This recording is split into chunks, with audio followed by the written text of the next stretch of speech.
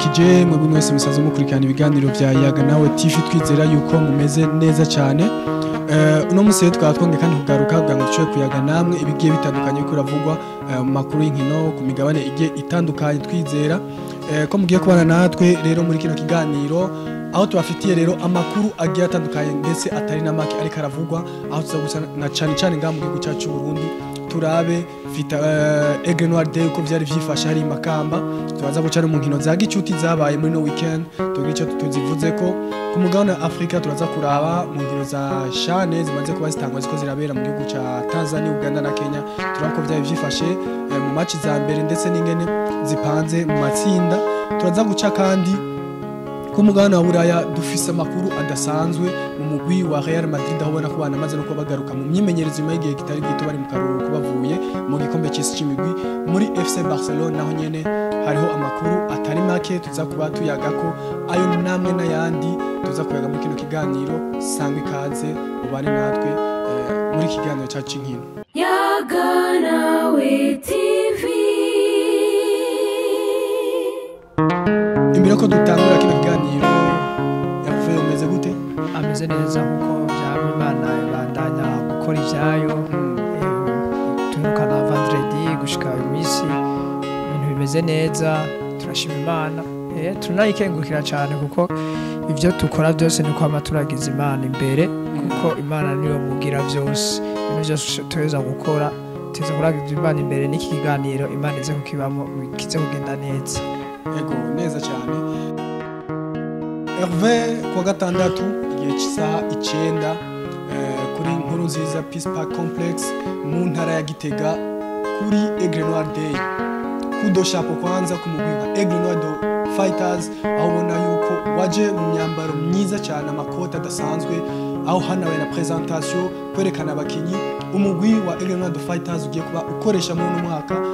muri no higanwa ry'uno mwaka wa 2025 ushira 2026 aho nare ko umugwi wa Aigle Noir Fighters nyuma kuva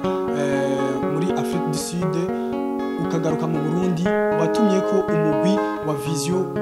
FC uruka kuvugwa na bimenye mari bo fiscale bari kumwe na Yusuf Ndayishimiye ubona ko ari umugwi abatari bake bakeneye kubona ivyawo na cyane no mwaka kuva wifatiwe mu ntoki nawo bakinyi bicitegerezo dufise gushika muri kano kanya mu gihugu cy'u Burundi rero barawutumye ko muri Aigle Noir Day barakinukirwa gicuti Aigle Noir yaje kwitwara neza imbere y'ababosi imbere ya Reverend Kuriyo baza gutsinda umugwi wa Vision ibitsindo bigera kuri 2 kubusa mbega uravyo ukintu ngene bari bufise isura yago mbega ni Aigle Noir twokwitega kandi n'undi n'umwaka canke ni Vision ugendegeje kuraba ukintu shwa nayo kwitwara neza muri ndege tugiye kwa tujamo jewe analyse zanje zuma rubanza rwa Saudi no rubanza rubaho komeye ku mugwi wa Aigle Noir rubanza presenta abakinyi bayo aba staff yayo ni ibintu byari biteguwe neza mu ntango kuribona byari byorganije harabayeho defile y'abana bakiri bato bimakamba baberekana ibirori biteye ubwoba ibirori vyiza ivyo birori vyatewe rero n'abakinyi baguze Vision umva n'abakinyi b'abastari b'abarundi bakiri mu kibuga ni ibirori byari bimeze neza tukufatiye ku birori abakinyi baje kuberekana bambaye amakoti abakinyi baberewe cyane hagarayemo na gardi wabo bari yari mu bihano wa Aigle Noir ni ibintu vyiza byashimishije abantu aho twari tukiri inyuma y'ikibuga bure turika twinjire mu kibuga hagati match kuntu yagenze Aigle Noir imaze igihe yitegura imaze igihe abakinyi ba Aigle Noir n'abakinyi babaramye imyaka irenga 4 kwenda abakinyi benshi bahora bakina muri Tigre Noir yafasha abakinyi bose bakura muri Tigre ibazana muri Aigle Noir urumva rero byari biryoshe kumva ibintu bakoreye imyaka 4 yose batanguye kugira mwimbo batanguye kubona ubu batwaye championnat ejo bari bahamagaye Vision equipe tarimbi equipe kiyubaka equipe itara ubonye mu kibuga hagati ntibara nabakinyi bari baba batekinicien mugabo harabuze mu rya efficacité nibuze kuri ntuzenya wa Vision mugabo Aigle Noir barafise ukuntu bamenyeranye bamenye ukuntu ntuzenya bukuru Keita ukuntu apasa umupira kwa Kagayo aramenya ukuntu apasa umupira kwa abakinyi baje bava banka bafataki Aigle Noir ni equipe ubona ko abakinyi bayo ubona ko bamaze kumenyerana cyane uyu Karimu muri Mediane ariko ubona Bukuru Keita urabona ko ari abantu bazinanye gose nico gituma nivyo vyatumye Aigle Noir itsinda Vision ico ibaze kubona ni bategure n'abakinyi bashobe bashasha bategeza kumenyerana afise akazi kenshi uyu kocha wabo Paris akazi kwamizaho ni ekipe ntuvuge yatsinzwe na Aigle Noir ni ekipe nziza mu Burundi izotanga challenge igiserukira igihugu urumva Vision ni ekipe nshasha ekipe y'abakinyi bashasha rero kwiyubaka kwayo hantu nagiye numva bayitega imisi oya ni ekipe itegeza kwiyubaka ihereye hasi kandi yarabivuze president wabo le propriétaire wabo avuga ati turi bashasha baduha umwanya ibintu bizogenda neza ntibabashire ko pression ba Paris ngo batsinzwe na Aigle Noir oya Aigle Noir ni ekipe ikomeye izo batanga challenge kandi na Vision ni ekipe izo nibamenyerana abakinyi nabonye baraho abakinyi uyu mukinyi mu capitaine wabo naho yahoze muri Aigle Noir Jospe urabona kari numukinyi atanga challenge abona kina ashikinisha abatonya biwe ba Jire Mutombo ariko hari umukinyi wa Alphabet yitwa Yves n'abakinyi ubona ko bazogira nabone saison nziza ntihagira habadaciye umuntu tundi tugorane urubanza rwa rumeze neza cyane Aigle Noir iratsinda Vision irabarusha mu kibuga hagati rero ku intsinzi nk'iyo niyo gukeza ku mugwa Aigle Noir kuko rwa rubanza rwabo gutsindwa ku rubanza rwabo rwa Aigle Day nivyo neza no kwisanamu nuko ni analize y'urwo rukino je novuga ko ni gusa nabone bafise akazi gakomeye bagire guserukira igihugu ico mbona barashoboye niba kuri ubwoba bazogira bashike kure nabone babusange baradushikanye mu matsinda ibintu biteregera bibaho ko ekipe nimwe yo ngaha mu Burundi urabona ko bitari vyoroshe na gatonya aho ubona n'umuvyeyi Reverend Kuriyo yareze Bonfils Caleb yaciye muri Aigle Noir Fighters yareze Yusufu Ndayishimiye nawe yavuye muri Aigle Noir Fighters baguze no mugwi wa Vision na kari retrouvaille yari bayi hagati y'umuvyeyi n'abana rero ubona ko ni ibintu bitari vyoroshe muri ugo rukino Hervé ku munota 33 witwa Keve niho yashoboye kwinjiza igitsindo ca mbere ku munota wa 66 witwa Karim asindi gori rya MVP wa saison iheze 24-25 na Keve ico yitugiye n'umukinyi mwiza cyane Keve n'umukinyi ashaka gukina ku 11 ashaka gukina ku nimero 3 n'umukinyi w'umupolivara n'umukinyi akiri muto afise kazoza keza tugiye kubona mu misiza aba ba Karimu n'abakinyi tugiye kubona mu misiza bagire gusubira ba Saido bariko barakukuruka tugiye kubona mu amatuta meza ya equipe nationale kuko abakinyi bose umuntu wese aviza equipe nationale equipe zimeze neza zo mu Burundi equipe nationale yacizobera neza natwe tubandanye dutera imbere igihugu gitera imbere nabo biteza imbere n'imiryango yabo nuko rero byari byifashe mu ntara y'Amakamba ku munsi wa gatandatu mu rukino rwariko ruhuza umugwi wa Aigle Noir na Vision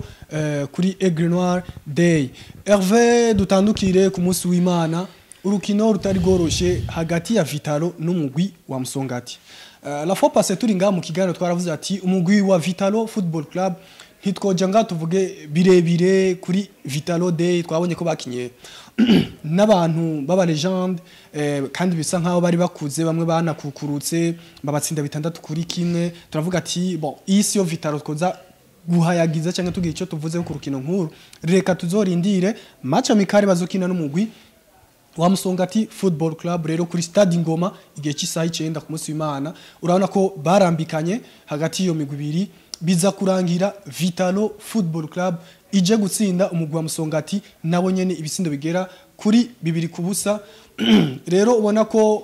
nifuza ko duhagarara gatonya ngakuru no mugwi wa Vitalo Football Club wewe ingene uri kurawubona mu nyubako zawo nyuma yo kuzana abana bakiri bato nivyo bamwe bakinye première division harimo bakinye deuxième division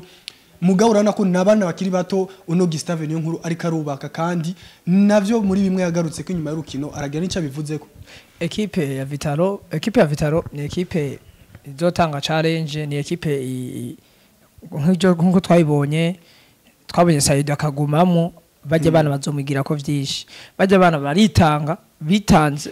babona ati tukatwikira no muri jade nitumumara amazi ico nico cambere tumanaje cambere ni equipe ifise abana umukinya atsinze igitsindo ku minota 90 bongeye ku minota 6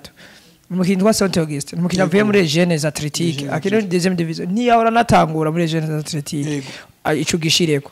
n'umukinyi afise taye hagurutse ku nimero 9 umukinya yaheruka gutsinda yatsinze igitsindo ca mbere la jab yavuye mu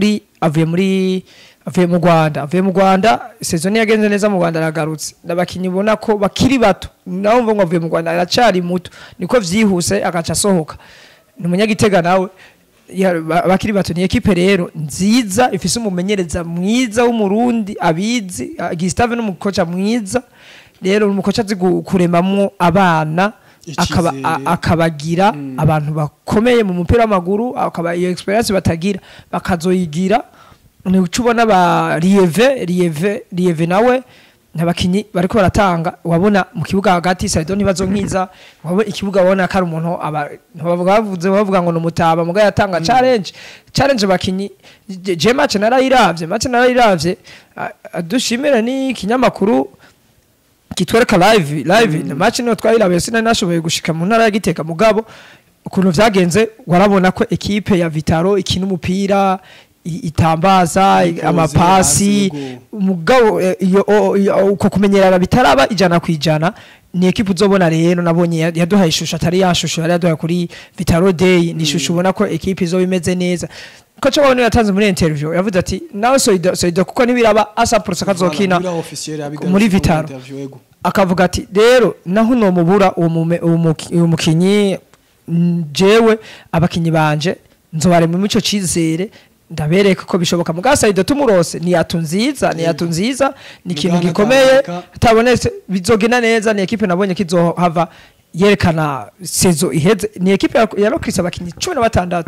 ni ingorane dukunda kugira mu Burundi ma equipe yacu yubaka ku mwaka ntazi kubaka kazoza kayo kari imbere ni bavuga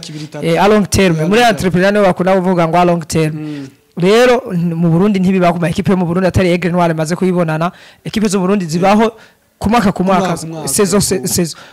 kumva abakinyi bose bagiye asigara abakinyi bakinya cyane muri Vitaro urumva hasigaye mukinya komeye hasigaye Kesi Jordan nawe mugabo ntarakira neza aragwaye bavuze ko yagiye kwivuza mu Rwanda rero ni equipe izobona ko izotanga challenge kuko yagize amarokritema meza izana n'umukoca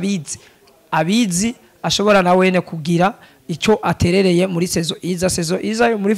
Primus League azoba ari sezo ikomeye cyane tuzogira twe nk'abakunzi b'umupira w'amaguru tuzoryoherwa tuzobona ihangano tuzobona ya equipe iheza championnat ifise amanota 90 izindi ifise 50 tuzobona ihangana tuzogera ndabona ko sezo izogera guhera tubona nka equipe zine zishobora gutwara igikombe nivyo mbonye nk'ukuntu equipe ziyubatse iyo musonga ate niko nakubwire fise abakinyi bameze neza nafise abakinyi nka Brunere asanzwe ariyo digi ni yakiri ni na equipe nayo ni nziza ntumve ngo yatsinzwe na Vitaro nayo yarakinye yaratanze challenge yarahuje ama occasion atari make rero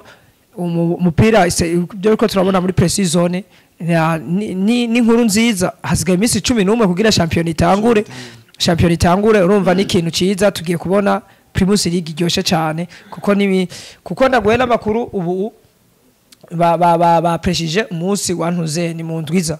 umunsi wa Super Coupe ya Aigle Noir na Flambeau equipe zizoserukira Burundi aho rero championnat turigiyemo pre-season igirihere tuje muri championnat tubone ivyo bagiye muri pre-season batweretse ko bari ivyo bagire batwereke muri championnat ko amanota 3 ni ikintu gikomeye cyane mu mupira w'amaguru kuri equipe ya buri yose nibigutangaza no mu gusana imigwi ariko turabona muri pre-season nuko rero byari byifashe mu rukino rwa ruhuza umugwi wa Vitalo Football Club ndetse n'umugwi wa Musongati mu ntara ya Gitega Hervé izindi match za gicuti zashowe kuba ni message dongozi yashowe kubinganya igitsindo kimwe ku kindi bitwa derby dongozi ariko niko ndibaza ko no mugwa mu message dongozi yego nivyo ni match amikara ariko iyi equipe sindiko ndayibona message dongozi simwe ya kera yaba monomo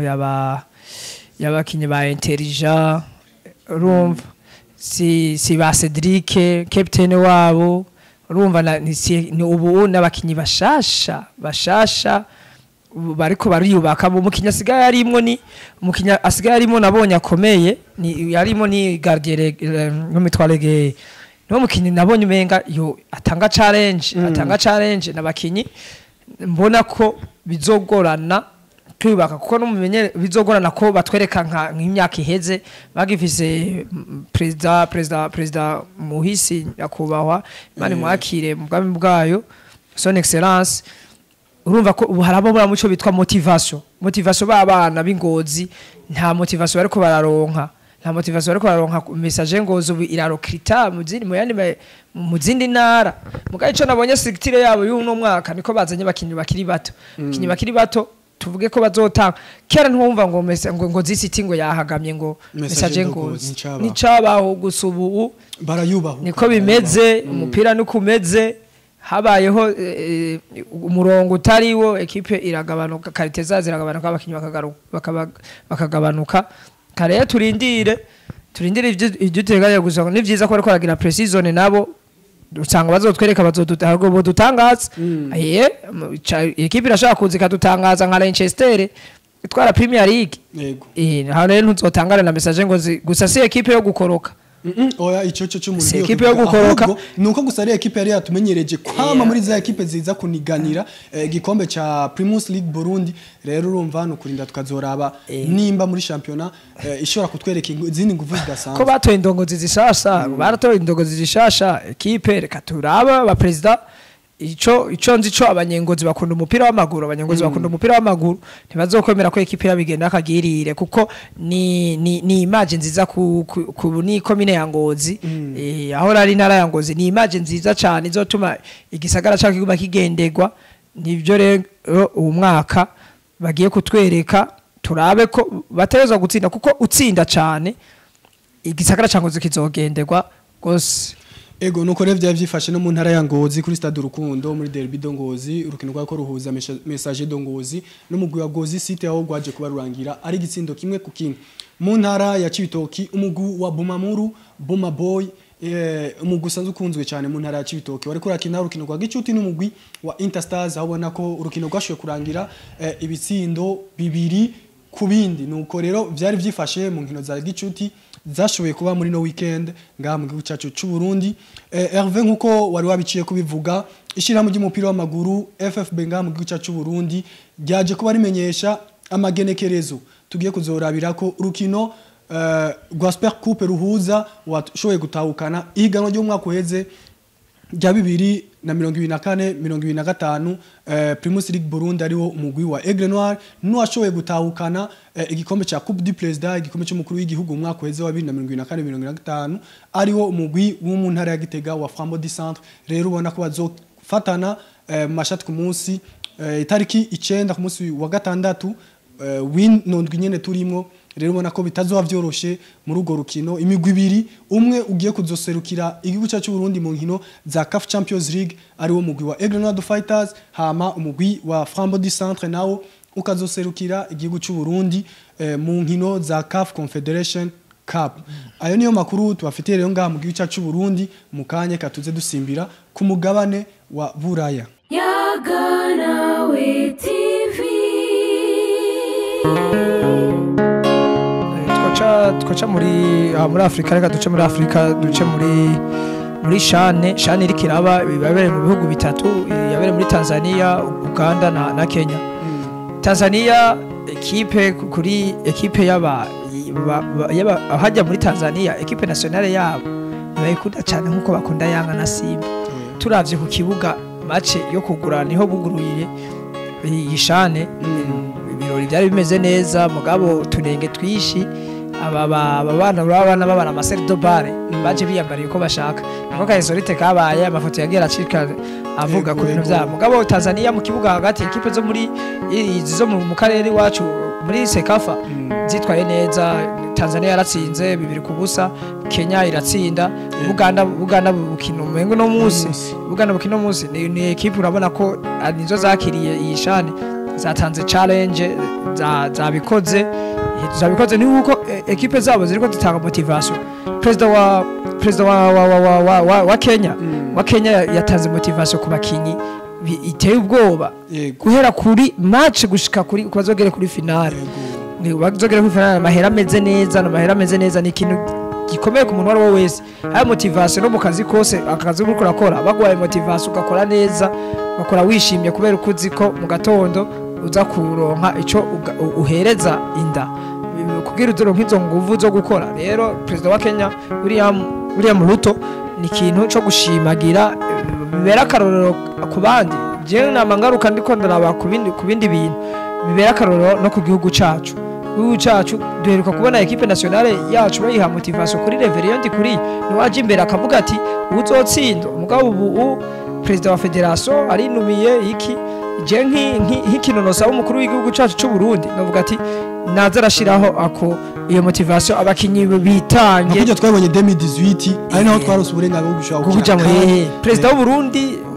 Nkurunziza umuhisi yabanje no gufata bugifoto avaye araja kubaraba ni ikintu gikomeye cyane kumva umukuru w'igihugu avuye hasi aho koreye imyimenyerezo mwari ikintu mwe twitiranya cyane umukuru w'igihugu ni ikintu umunsi bakwejo kumva ko ukoze mu kiganza n'umukuru w'igihugu ni ikintu kibagigo ni ikintu gigutera inkwe aje kugutera rene n'intege uvuga ati aha rero bwabone ndi ko nkorera abarundi na se barundi abatwara bose ariko arabibona ubu naho niko bavuga ngo yego bavuga ati tugiye guserukira igihugu arigiye bataba babibone iryo banga mugabo umukuru w'igihugu yarinze amanuka ukibona mission uriko mission umusoda uri kugwanira igihugu kugira igihugu ntibagitere ukakigwanira bishobotse ukanagifira turi abantu bafiriye igihugu nivyo rero mu mupira w'amaguru umuntu umuhaye motivation ibintu birakoreka ego nuko ne vyari vyifashe ubona president William Ruto yashoye kuba yemerera ibihumbi ndwi by'amashiringi kuri buri mukinyi mu gihe boramuka batsinze urukino rero aya mbere yo bayamaze kuyacikana kuko barashoye kuba batsinda igitsindo kimwe ku busa yongera abaha ibihumbi 3 by'amashiringi mu gihe boramuka banganije kuri buri mukinyi acatahukana ibihumbi 3 by'amashiringi nayo akabaha ibihumbi amajana 463 vy'amashiringi mu gihe boramuka babaye qualifiance uburenganzira bwo gushika muri kimwe cya kane gishiri cyanyuma nayo ibihumbi amajana 542 bashitse muri demi finale nayo $4000 kuri buri mukinyi ibihumbi 4 vy'amadolari kuri buri mukinyi mu gihe boramuka batahukanye ihiganwa rya shani rya 2024 ubona ko William Ruto aje kubikora bugi inyuma ya Samia Suluhu uyo muri Tanzania ubona yuko yashoboye kuba yemerera umuriyaridi w'amashiringi mu gihe equipe nationale yoramuka itahukanye igikombe cha shane ni ikintu gikomeye cyane niyo motivation haje bakinyi baca bitanga gose shiramo inguvu nka Tanzania yoyo iri wabo Kenya iri wabo motivation y'abafana umufana n'umuntu mukinyagira 12 ico ni intege bazotegwa twifuriza iki gikombe kizosigare ngaha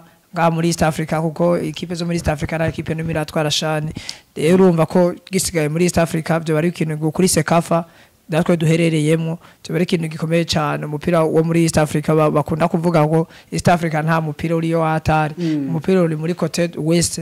hariya za Côte d'Ivoire za Burkina Faso rero nabyo bavyerekanye ko nungaho ubu rero byahindutse ubu natwe twavuye mu miziki turi no mu mupira w'amaguru turi twaduze ku rundi rwego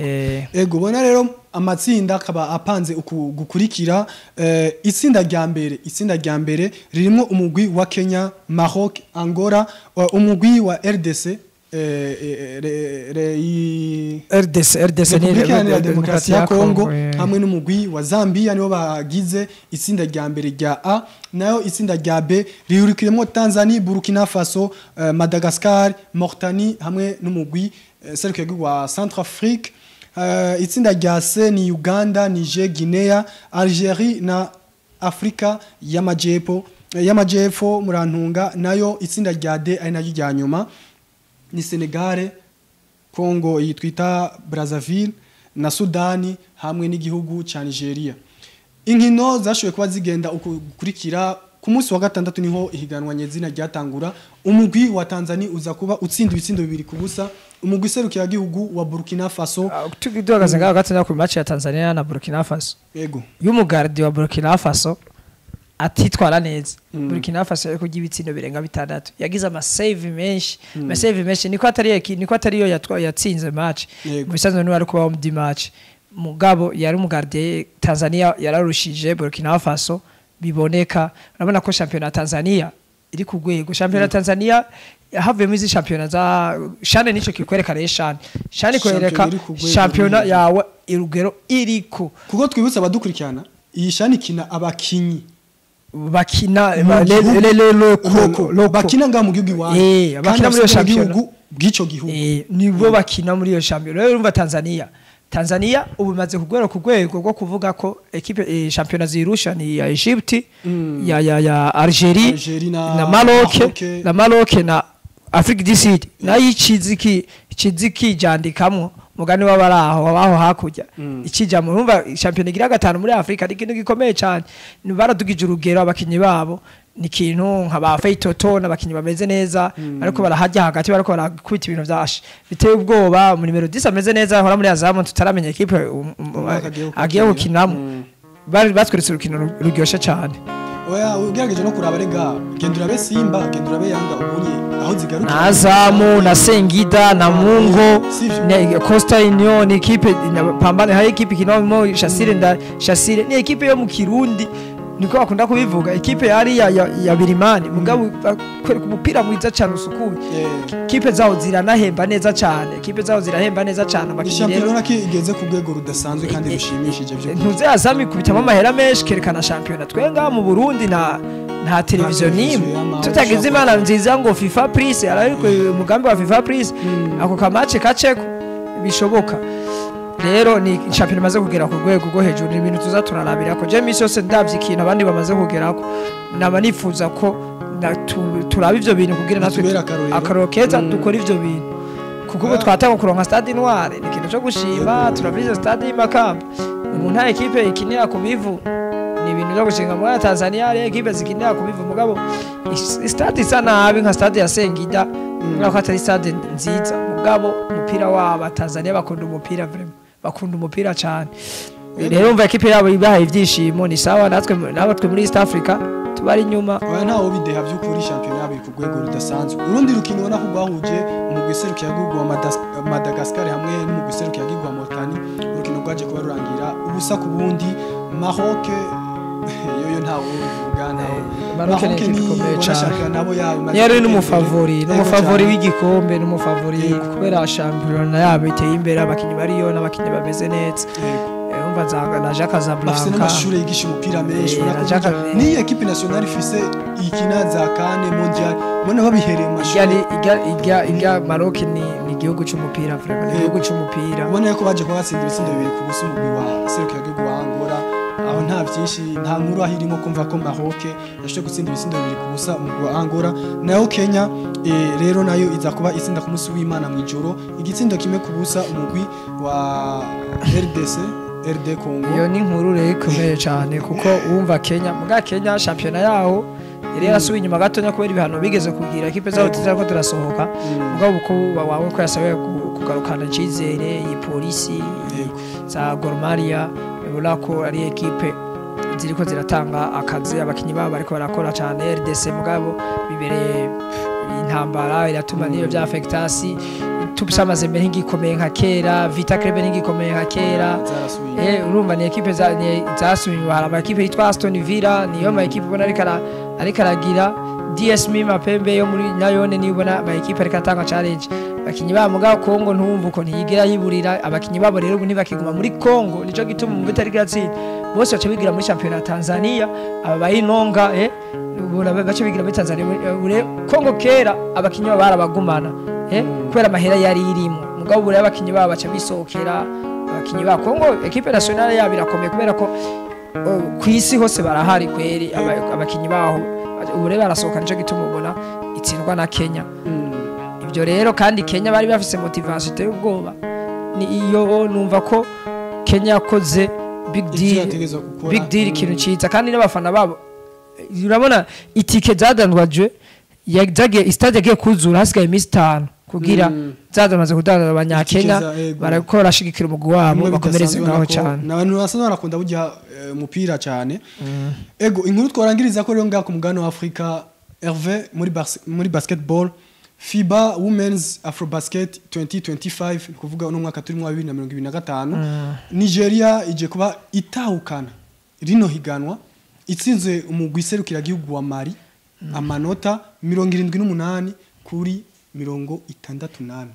ekipe ya Nigeria muri basketball ture mu bagabo niho umenga ibintu vyaho si neza Ntibiboneka cyane neza. mugabo mu bakobwa baramaze gukonvenka Lena numumenyereza ubona ariko ibintu vyiwe ari sawa cyane ku mataci abakinyi biwe n'abakinyi vuga ati abakinyi kweri nakibakiwe ku basket aratanzari hari urabona ni ekipe imaze kugera ku rwego rwo hejuru Mali nayo ni ekipe imaze gutanga challenge nyinshi kuri yo maze kugera ba finale nayo atatu batsindwa Senegal ni nukuko mugabo Nigeria maze gukonveka muri Afrika muri basket y'abagore ko niyo ya mbere ku chapeau felicitation kuri Nigeria felicitation ku bakobwa bayo batweretse game nziza cyane nta gace na kamwe marige zibaje imbere ni ikintu cyo gushima ni ikintu cyo kuvuga ati abandi batabagire babahe challenge rero nabo bakure kuri iyo ntebe nitwame tubona Nigeria ari twarafu basket kuba yihariza byukuri bugi inshuro zitanu sinke aho hakujya mu Rwanda aho bavuyemo hakiri kare kubera muri basket kuntu bimeze sico kimwe no muri football basket muri championnat muhuriyemo mutegeza gukina imyanya yose kushika ku mwanya wa nyuma urumva ya mbere gushika ku wa nyuma uko bimeze muri pool wavuye utarimo mucamuja guhura na zindi zambe muri pool gushika Rwanda ntaco batweretse gusa bo baramaze kugira ku rwego rwo guturusha bo barahiga ababinationaux mugana twege urabona ko mu Burundi nabone basket yacu iriko yatera imbere tubuzi kibuga ego nivyo rero twabwira uno Lena Wakama Hervé kuva bujya yafata equipe nationale yabigeme ya basketball muri Nigeria abaye umukenyezi wa mbere umenyereza atwaye Afrobasket anatwaye kandi ongerako Afrobasket zibiri zikurikirana numumenyereza mwiza urabona ko azi basket yumva abakinyi effective y'abazi babanye igihe urumva biramworohera cyane kushapo ku muntu w'umugore ni ikintu kiba gikomeye cyane abantu b'abagore kera twabona mu bintu by'abamenyereza mugabo bariko barajamwo turafise muri football turafise ba Berize na muri basket bariyo abagore bariko barakoca ni ibintu byiza cyane lezipo muri lezipo irafise ni ibintu rero ni ikintu ciza ikintu cyo gushima kushapo kuri we Lena Wakama vyukuri urabona ko akoze ibintu bidasanzwe mu mugwi serukiya gigwa Nigeria ubona yuko meme no muri Afrika nzima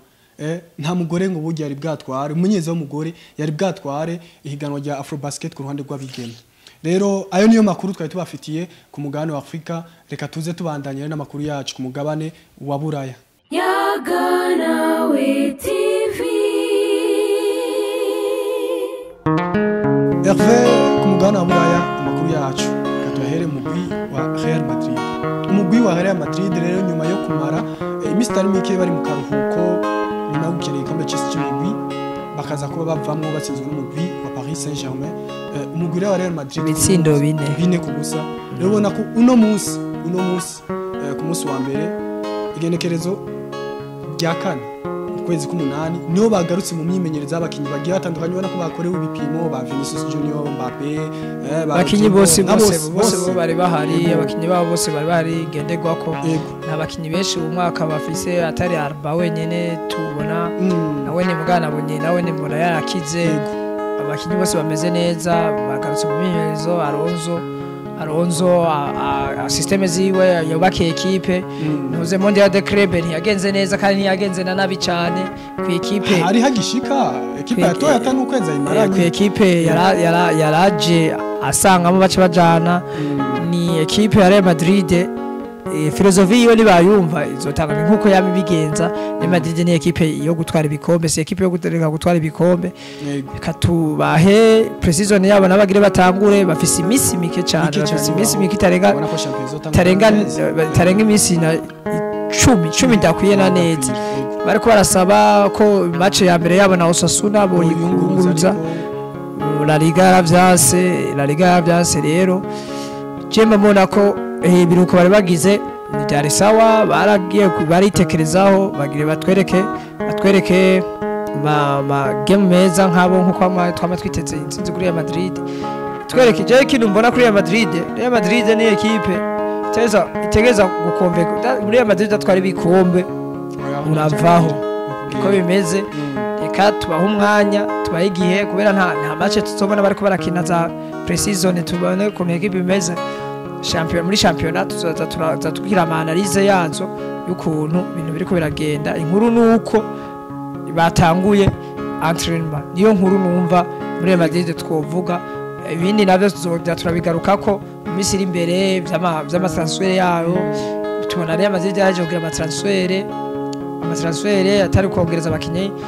nico inkuru muri Real Madrid nivyo bintu vya Vinicius iriko iravugwa inkuru ya Vinicius yo kongereza amasezerano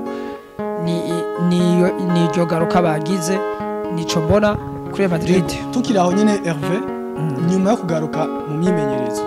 bagakorerwa ibipimo byageze neza ku bakinyi hamama imyimenyerezo iratangura nkuko bisanzwe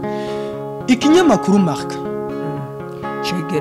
cegereye umugwi wa Real Madrid sivyo avaye ko twinjira ngaha muri studio hayijije gusohoka inkuru novuga ko kubganje ishobora kuba iteza ikibazo mu mugwi wa Real Madrid ari naco nkeneye ko dufashanya ikinyamakuru Marca sivyo gihejeje kumenyesha yuko umukinyi Kylian Mbappe nyuma yo guhabwa nimero 10 kugira ngo bashobore kudandaza neza cyane mu bijanye n'amashusho amamayo nimero 10 ni nimero idasanzwe no bujya no muri Real Madrid nubwo kenshi tuvuga nimero 7 nimero 7 na 10 ni nimero ya Modric ni nimero nimero ya ifisa ba legende ba Real Madrid ni kintu niyo ni yoroshe ikinyamakuru ya Marca Hervé cyaje kuvuga yuko umukinyi Kylian Mbappe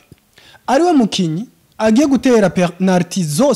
zose za Real Madrid ico sivyo je wico mbona kuri ico utaranahetse ntigigutera ikibazo kuri ico Linda gatanu ufise ikibazo ndiko ndavuga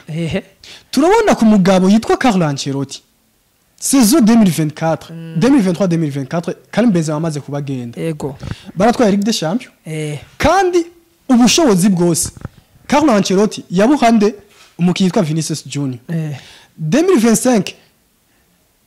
Kylian Mbappe amaze kwinjira saison 24-25 tukiri ngaho Linda gato nya tukiri ngaho ndiko ndashaka kugaruka onye Linda gato oya ndumva uri kushaka Linda gato sivyo araje Mbappe biragaragaye ko Perez yegamiye Kylian Mbappe sivyo Carlo Ancelotti Perez sumumenyereza ni president sivyo kandi mu byo kwa Real Madrid urabizi ukuntu bimeze uko byo bari bimeze kose bimeze kose ishusho ya equipe izubwa mbere ndavyumva ishusho ya equipe izubwa umustar wa equipe gushika muri no mwanya umustar wa equipe ni Kylian Mbappe rote ikibazo rero kiri he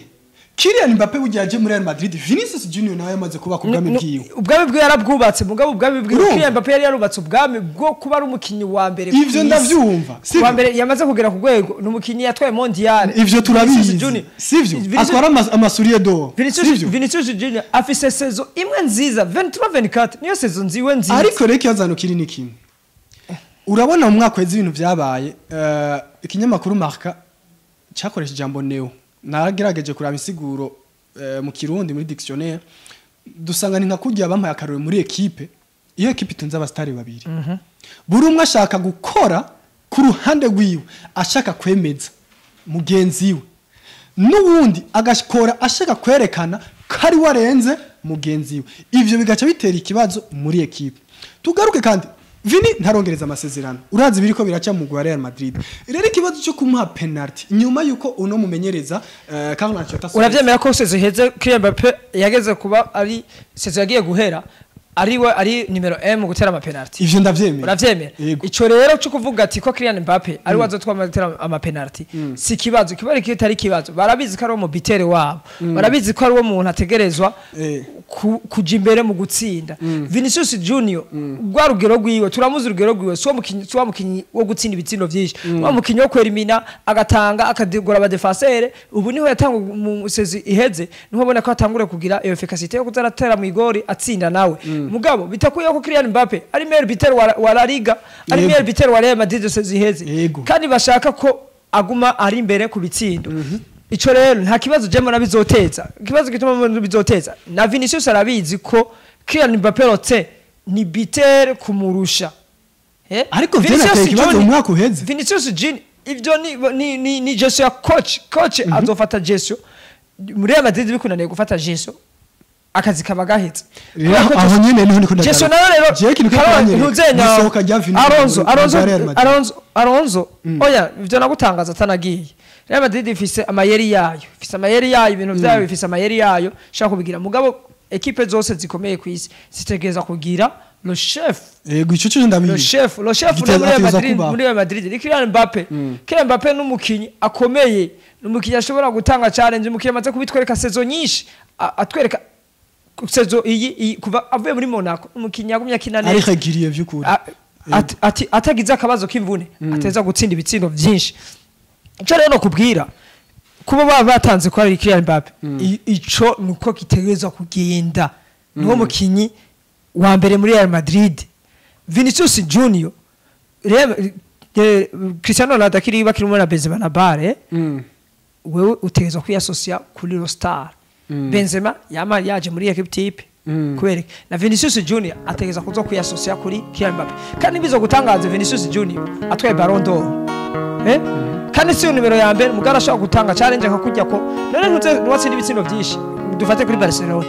yami amaso watsinda ibitsindo byinshi ivya Lamine Yamal nibavyihoze kuko biya vyo ni dossier ndende oya ndikora guhakara statistiquement ntiyofa negere umugabo yitwa Rafinha gusa niyo bimwe umuntu agira igikundiro kuba sa nivyo rero ndikora bigatuma bamufavoriza mugabo niwe babona kari image ya equipe ntarusha na statistique Lewandowski oya nana yamusuhu rero na Vinicius Junior ashaka kuzotanga challenge akagira nka sezo y'uwo mwaka sezo yagize avarane passe challenge bizoba ari umugisha kuri Real Madrid kubera Vinicius ni abatereza kuba ari mwiza Kylian Mbappe akaba mwiza equipe ya Real Madrid izotwara ibikombe mugabo umwe muri ababaye mubi bizogorana kubera nijo citegerezo cha Real Madrid nibo bantu bona ko bari imbere kurusha abandi rero kumva amadiwa arabaho diwo zirabaho urumva ko diwo ya Rafinha na Yamal Vinicius na Mbappe amadiwo ubu muri imyaka iheze nta trio turiko turabona zikomeye cyane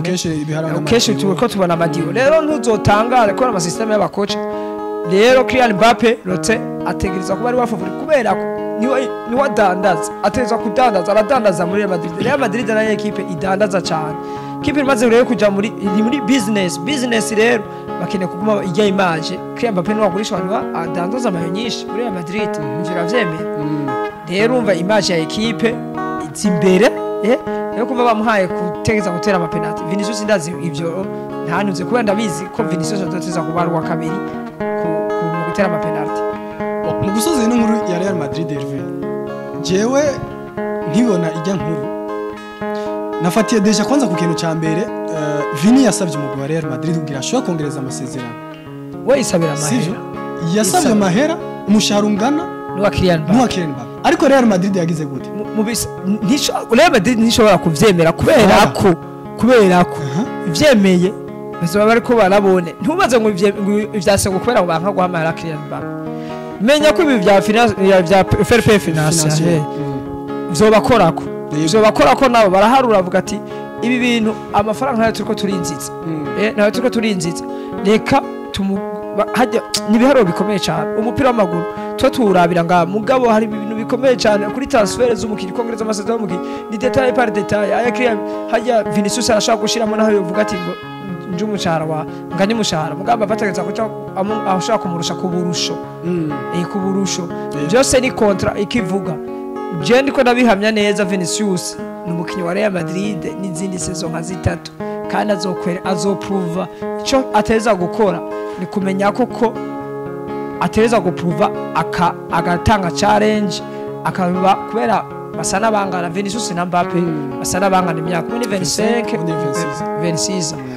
basa nabangana ni atunziza rero kuri Madrid kumva ko twobigira intambara twobigira ikibazo cemba numva ko bitoba intambara kumva ko abakinyi babiri beza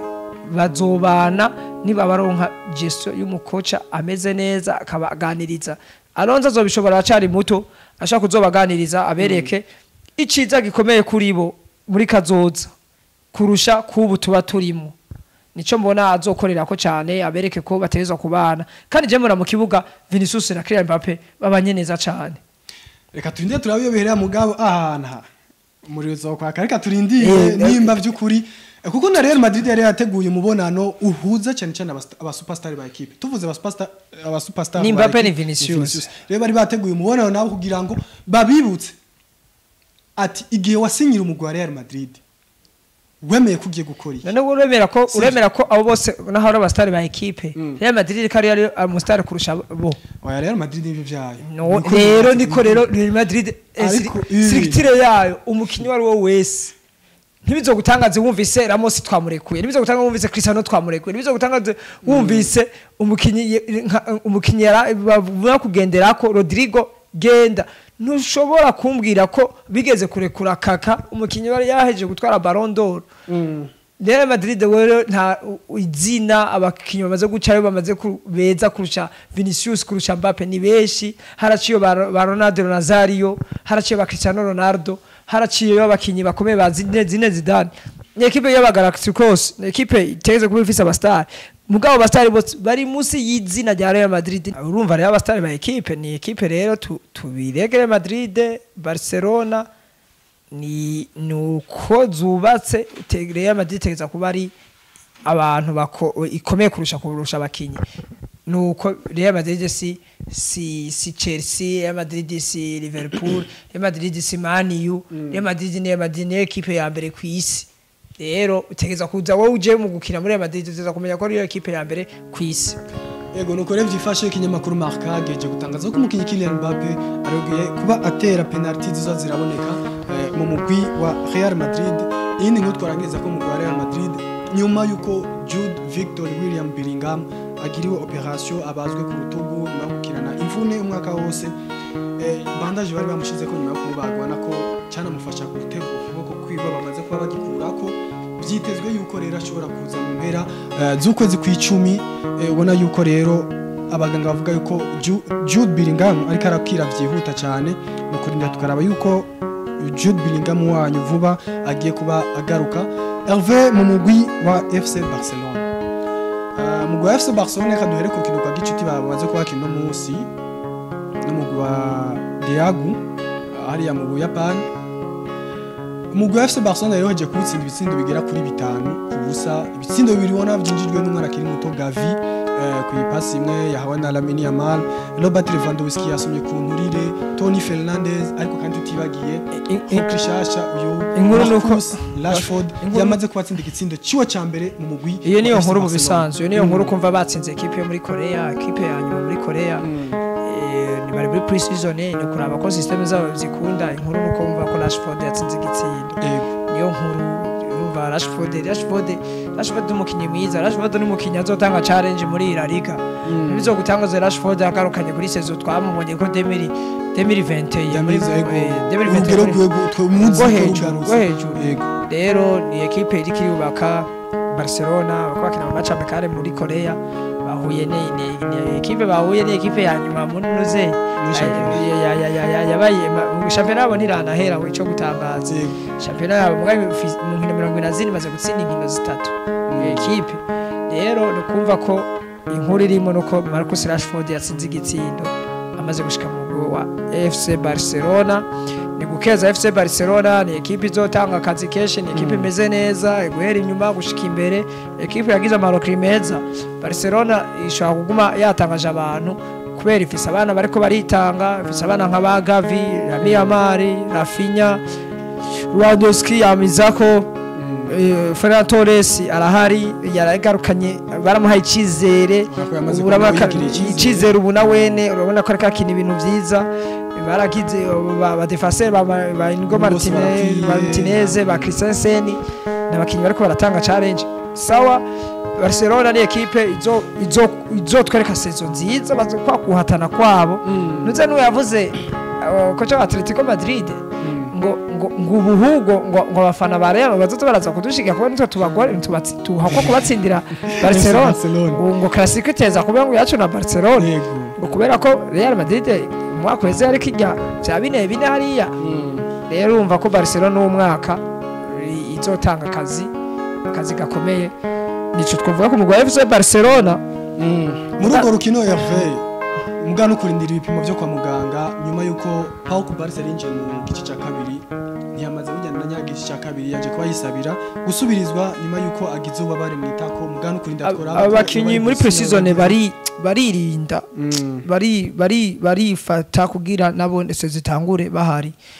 kumva yumva yogize n'akababare gatonya arabizi ko ari kwakina na equipe idakomeye cyane atani ikintu bariko barahatanira nikesha amafaranga gusa bijya kuja muri Korea ni kugira Korea imenyekane iki avuga ati akumba baye na gatonya kugira sinkinire kubabare ntuzo gutanga ikibanza ntibizo gutanga zumva katata kintu yabaye ari juste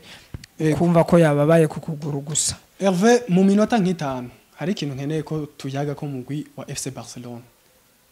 ubona yuko kuva aho mumenyereza Dieter Hans Flick amaze kuba agarukira mu mugwi aza mu mugwi wa FC Barcelona umwaka umwe gusa amazeyo urana ko amaze kuba agarukana icizere kuva hejuru mu burongozi gushika hasi no kubakinyi mu kiganiro bagiranye n'abamenshi makuru hari ikintu kimwe Rafinha yavuze ngomba kugihuza nico president yavuze wa Barcelona Joan Laporte maze turabe nka deba mu minota 5 vyuko nimba ico kinazo gishikako. Rafinha yavuze yuko agiye kugwana ari kumwe n'abagenzi we ibishoboka vyose batanga ingufu zabo zose. Ligue des Champions yo mu mwaka uza 25-26 itahukane umugwi wa FC Barcelona tahe ikatala mu Catalogne hariya Ligue des Champions umwaka umuntu wari we wese kuri inosi tubaye ko yego ubuzima tubaye ko twese turafise ivyifuzo kandi ivyifuzo tugira ni côté positif na muntu yifuza ibibi. Okay guys equipe zose zija ukina championnat zivuga ati tuzotware Ligue des Champions tutware la Ligue mugabo tutabikuyeho n'umufavori FC Barcelona n'umufavori FC Barcelona irakomeye tutabikuye ivyo Rafinha yovuga manzi unatubwire ivyo president nawe yavuze natubwire n'ivyo Hans Flick yavuze hama mbandanyirizeho ndakubwira igituma ivyo byose tutabeza kuko umuntu wari we wese kirema muntu kwifuza kugira ibintu ihangiro kuko ikintu cyose dungaha kuri ino udafise ihangiro nta kintu na kimwe ata vision nta kintu uri kuri oshikako rero Joan Laporte mbere Hans Flick we nta na kimwe yashoboye kubavuga ariko uwitwa Joan Laporte nawe yavuze ati mu mwaka wenze byaratora gushobora gutwara triple historique sivyo tuza kubura igikombe cya Ligue des Champions ati rero no mwaka ivyatunaniye umwaka uheze uno mwaka ibikombe byose tuzokinira tuzogira gute rero ikintu nkeneye kubaza iki eske ibintu bariko barifuza kabisha no mu bimenyesha makuru burya equipe nyinshi ziragoye kuvuga ngo mu mwaka uza ngo tuzogitahukana tuzotwara ivyo tuzokinira byose rero vyukuri rikurana n'ingana n'andi ma equipe ariko ariyubaka koko twizere ko ibintu bariko baradusezeranya sijana kwijana kuko n'umupira w'amaguru hama hariho surprise nayo equipe yo bikomeye ariyo ya mbere tuvuga ati equipe irimo abakinyi bose bakomeye Real Madrid yariyo ya mbere komeye 2002 higeze twara Ligue des Champions duhereye mu igore gushika kuri Casillas tukaza kuri ba Carlos tukaza kuri ba Ronaldo tukaza Luis Figo abakinyi bose bakomeye cyane bafise ama Ballon d'Or mugana ndashaka batwaye ivyo rero nibizogutangaze kumva mugabo kuba ari umufavori Barcelona mu mwaka uza ni umufavori ku bintu byose rero kumva ko equipe ari irigira ivyifuzo kuri kuvuga ko izotwara Ligue des Champions ni hangiro muri coaching coaching umukoca barabamusinyi bati umwaka utwemereye iki tuzokubaza iki kumva rero abakinnyi bati umwaka twege nk'abakunzi batwemereye iki rero nibyo kwacagiye sho gukora cyane haba rero hakabaho muri football abantu ico bitwa facteur de chance kubera iyo mwanya wose iyo periode Rafinha ntazi kazokwama akomeye Lamine Yamal ntazokwama akakomeye urumva bashobora guhura n'izo challenge rero niyo ya facteur de chance mu mupira w'amaguru ikora equipe irashobora kuba idakomeye Inter de Milan yari kumenya kuja Barcelona mwaka uheze yarayitsinze ivyo rero mu mupira kandi twese tuzi ko Barcelona kuri papier ariyo ya mbere rero umupira suko umupira w'amaguru ivyifuzo biraba kandi tukabibona ntawe ijya baro nta numwe aramenya ikintu kiri indani ibanga ryayo rero ni gutsinda match d'jour au jour match kuyindi gushika kuri ryo hange kumva umukinyi rero nka Rafinha ategereza kuvuga ati ibi bintu tutegereza kubishikako ni ikintu ciza cyane ikintu do motivation ko azoja mu kibuga avuga ati bya bintu twemera ndabikorereko kandi uzovuga ko ati two Madrid tutotanga challenge yego Tottenham zatotanga challenge kandi umva ntizikinye kuri mapapia atari takomeye cyane yego ukuma Benfica iratanze challenge kandi tutayimenyereye umuntu uze Ajax urazi sezo yatweretse ya Ligue des Champions Monaco urazi ibyo yatweretse nibizogutangaze rero kumva ko nahoni badashobora gushikana mbere na demi finale ukasanga nibashitse mugabo umuntu wese afise ihangiro nico mbona reka tubihe umwanya tubige bakona umunyamwongereza no kunda ati wait and see ego nuko revye ifashe mu FC Barcelona ubona ko nabo afise ihangiro cyane byo gutahukana igikombe cya Ligue des Champions umwaka uza igikombe cy'amatwi cyane imigwi myinshi y'abakinyi benshi bafise indoto zo gutahukana ico gikombe ubona ko ari n'igikombe burya baheruka mu 2015 imyaka igera ku 10 iraheze FC Barcelona umugwi witwa kukomeye cyane ku mugana wa Buraya baheruka igikombe Yamal afise iminota indwi amafise imyaka indwi urumva ko ni kera cyane mu mugwi wa FC Barcelona nyene haravugwa isohoka ry'umwana kiri muto Marc Casado bamwifuza ko miliyoni 30 kugira ngo baronke uburyo bwo gushobora kwandikisha umukinyi Marcus Rashford rero umugwi wa Atletico de Madrid ni uri kurerekana ubushake cyane bwo gusinyisha no mukinyi Marc Casado ubona ko n'umumenyereza wabo Diego Pablo Simeone yamaze kubamenyesha uburongozi bw'umugwi wa Atletico Madrid ko bashaka kuja kurondera uwo mukinyi yizeye ko ashobora kuzo fitingana cyangwa zonywana neza nivyo no mumenyereza Diego Pablo Simeone asanzwe akinisha mu mugwi wa Atletico de Madrid aho nyene mu mugwi wa FC Barcelona umugwi wa Barcelona amaze kuba wemeranya n'umukinyi Eric Garcia bakinisha ku mpande zigiye zitandukanye bashaka kugirisha kuri standatu umutima wa defense kuri zibiri mu polyvalent mu bisanzwe rero bamaze kuba bemeranya ko agiye kuba yongereza amasezerano nyuma yo kuvikana kunde uno musine Eric Garcia nawe agiye kuba yongereza amasezerano gushika mu bihumbi 2030 ubona ko FC umukinyi wa saison 2023-2024 Eric Garcia bari bamutijije muri equipe yo mu Girona bari bamutijije urumva ko umwaka wese uheze ikinye neza yagize saison nziza niko gashimwe yego ubona rero ko n'umukinyi agiye kuba yongereza amasezerano mu mugwi wa FC Barcelona mu makuru yigura n'igurisha Hervé umukinyi Thomas Partey nyuma yo kurangiza amasezerano afitanye n'umugwi wa Arsenal ubona ko batashoboye kuba bamwongeza rero agiye kuba yimukira mu mugwi wa Villarreal mu gihugu cya Espagne aho ubona ko n'ibipimo vya mbere byo kwa muganga yamaze kuba abikora akaba agiye kuba yerekeza mu mugwi wa Villarreal vyiza championnat Espagne arayimenyereye yarakinye muri Atletico Madrid ni umukinyi mwiza Thomas Partey yagize utugorane rafafase mu Bwongereza bamwagiriza ko yoba ibintu vy'abagore bwa barakunda kugitazo abantu b'abazungu urumva ko bashaka kugwira bakwice mu mutwe mugabo wewe n'umukinya akomeye Arsenal yarokise umusubirizi wiwe Zubamendi ni babaye bakimongeza amasezerano mugana n'umukinya ashaka kuzogaruka ku rugero rwiza Villarreal ni equipe nziza ashaka kuzogaruka ku rugero rwiza nibyo tumwifurije ego mu yandi makuru yigura nigurisha tworangiriza ko ni inkuru zibiri Manchester City ubona ko yamaze kwishira abakinyi bane ku isoko harimo uwitwa Makati umukinyi Jack Grealish uwitwa Phillips hamwe nande na Ortega n'umunyegoro wa kabiri ubona rero ko umugwa Manchester City wamaze kuba ubashira ku isoko igigura n'igurisha. Jack Grealish akiza muri Manchester United avuye muri Aston Villa yaje gudu miliyoni 100 n'umukinyi yarakomeye cyane ico gihe muri Aston Villa umukinyi yaragezweho mugabo ntibyamugendeye neza systeme za Guardiola ntibyafitinze mugabo n'umukinyi w'ingenderwa ko equipe yose azojamo muri ze equipe ziri musi ya Big 6 sha mugabo canke ziri muri Big 6 za Newcastle za Aston Villa n'umukinyi mwiza ashobora u Phillips yajava muri Leeds United avuye aza muri Manchester City nawe nese umukinyi ubona mediateur mwiza mugabo bari muri equipe iri hejuru ya niveau yabo mugabo nti Phillips we ntivyagenze neza akuva shikayo ntigeze aronka umwanya kuko yakina hagati ha Man City n'ahantu hakomeye cyane uroreba mitwa uyu twaye Ballon d'Or Rodri urumva ukina hamwe na Rodri ufise Gundogan legenda zibazanye ba Ryan Cherki Phillips tuko tuvuga shaka tureka abo bazanye uri kuri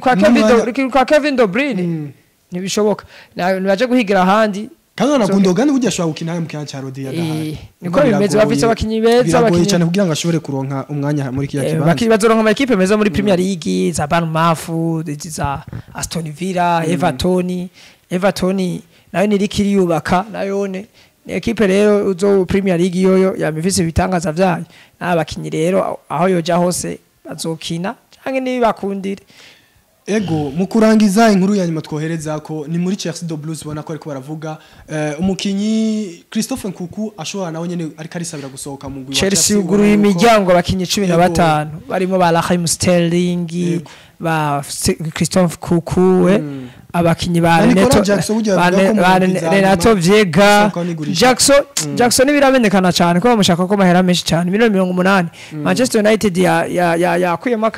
akariro n'amahera menshi avuga ati Jackson n'amahera 180 mugabo ba Adidas aba bose n'abakipe egira isoko mu bakinyi bese ba Chelsea mugabo Chelsea niyigirira ibeshira n'abatiza ukomeye kikugarukana ico twavuga kuri Chelsea. Ego nuko vyifashire mu makuru igura ni gurisha. Hervé reka ndagushimire kubona ingene wama witanga ukatwitabira ubutumire bwacu kaza kugira ngo dushobore gufashanya nawe mu mujyano no gusesangura amakuru y'inkino abagiye avugwa ahatandukanye. Murakoze cyane ni gushima Imana ni kwama turiko turitanga ukwama dukora ni ibintu uriko akora ibintu ukunda ni ibintu biba biryoshe cyane ukora ibintu ukunda ni ikintu ugikora nta mutima mubi kumva bagwamagaya ukaja kugikora kubera uragikunda ico kintu gukora umuntu uriko akora ikintu ukunda niwo munezero wa mbere ico kintu gikora umwanya munini mugabo ukumva umenga nta buruhe nta kikwera ico kintu uragikunda ugiye mu bintu udakunda usanga na mbere nta motivation nta kimugabo ibintu ukunda usanga ari sawa kandi ndabashimira cyane Yaga Nawe TV mukomere abantu mudukurikirana mutwereke ko mutwishimiye mugire partage mugire subscribe mugire commentaire mutubwire ivyo ivyumviro cyane bokongereza kuri Yaga Nawe TV babwire mubahe ivyumviro kuko ivyumviro birubaka commentaire ziri positive ni sawa na negative kuko umuntu akomera ivyo bintu ivyo bibazo abantu bafise bakwati kosora ibikosora si bibi kuko reka umuntu ayikosa riri kugira ukosore isawa cyo nabashimira Imana ibebe ivyo muri ko murakora ibihezagire bigira umugisha mutera imbere tuzobone Yaga Nawe TV iri ku rundi rwego ruteye gusubura ngaha mugatwara tema gacumwe kubumwe azuba ari kintu gikomeye arivyo nawe utonshimira mugabo avuga ati je nanje hajya ahantu nashize mu gacumwe kubumwe kugira kida kintu kigere ngaha abari cyane je ndabashimiye cyane reka dushimiye namwebwe mwese mwashoboye kudutiza amaso yanyu mukurikirana kino kiganiro cy'inkino ndetse n'ibindi biganiro bigenda biraca kuri Yaga Nawe TV naho utaha ku munsi wa gatanu tugaruka mu makuru y'inkino azoba ariko aravugwa agiye atandukanye. Ciao ciao hamwe na Yaga Nawe TV ubwenge ni wo mutima ubwenge ni wo